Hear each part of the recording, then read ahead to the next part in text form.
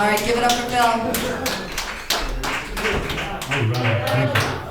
That's definitely one of the,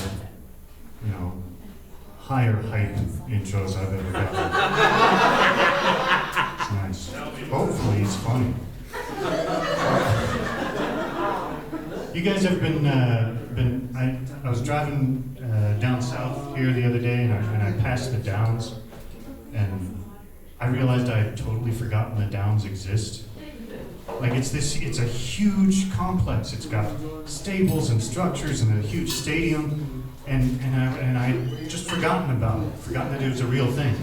And I actually think that there's a psychological term for when you forget about something, really massive and big. I think they call it the Down syndrome.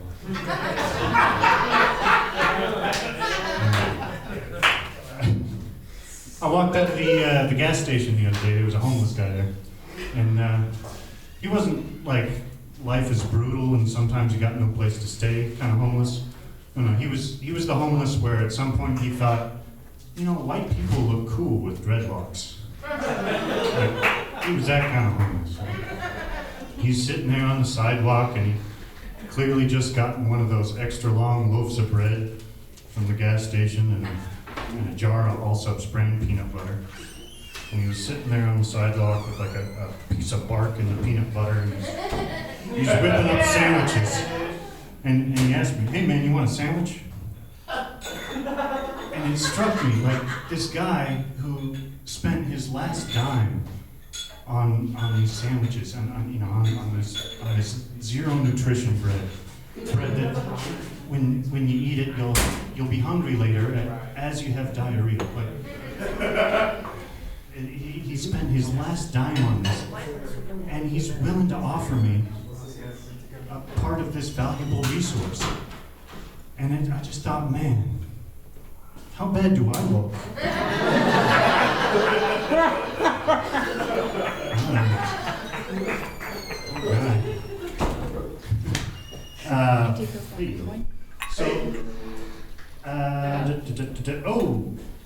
You ever have those arguments where you know you're right, and they're wrong, but you don't want to have to check on your cell phone? You know you're right, but your bibliography's lacking a little bit, and you want some sources, but you don't want to see them, let them see you looking for the sources. So maybe you go to the bathroom, and you realize that everybody else in the bathroom is, I guess they're doing something similar. Like, why is the guy at the urinal on his cell phone? That seems like too many things. Too many valuable things you're holding in your hands. Too many sources of information going on at the same time. But I realized this is man at his most primordial. Really is. He's peeing, he's relaxed, and he's checking his news feed. Because there's one thing that humans do better than any other animal. People are like, opposable thumbs. No, that's not it. It's not it. People, there's birds can fly. Some animals have big teeth. A cheetah can run 60 miles an hour. Humans communicate better than any other animal. Like, I could tell you all about a YouTube channel I've watched. We have that ability. You don't want it. But that's our main thing. Which is pretty impressive.